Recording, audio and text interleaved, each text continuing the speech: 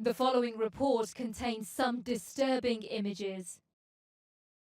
The upper arm right down below the elbow. These trainee nurses in Freetown will enter a healthcare system that was on its knees long before Ebola came along. Sadly, what you're about to see is an everyday occurrence here. We watch as a doctor tries to revive a young woman who suffered heavy blood loss after giving birth. She doesn't have Ebola. But there's no pulse, and as her head rests in her mother's lap, it seems nothing can be done to save her. Her name was Aminata, and she was 23, and she'd given birth at home the night before. Outside, speaking to a matron and holding her newborn granddaughter. Aminata's mother says when her daughter fell ill, they took her to a nearby clinic, but were turned away. There were no beds.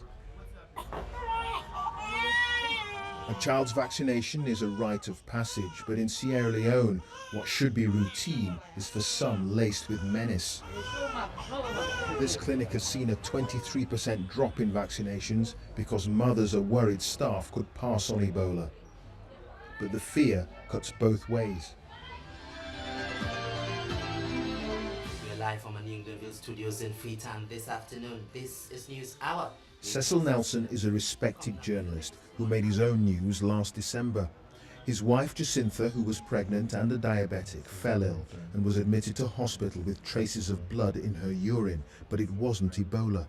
She needed help. No one wanted to treat her because they thought she may have Ebola. Yes. Yes. They couldn't actually touch her. They couldn't actually touch her. She went into a diabetic coma and died. But more than 200 medical staff have lost their lives to Ebola, infected by patients they were treating. It's a healthcare system short of money, crippled by fear, and unsure of itself that Ebola has attacked. Years of chronic underinvestment means some health facilities don't have proper sanitation or even clean running water. The hope is the current crisis will galvanize change. So don't touch anything here. This Dutch-run lab tests blood samples for Ebola in pregnant women in just 6 hours, much faster than usual, giving confidence to medical staff. This is the kind of equipment healthcare advocates say the government must invest in. Part of mitigating against any future level of impact that this outbreak has had means we must invest in health system strengthening. And the time for investment is now.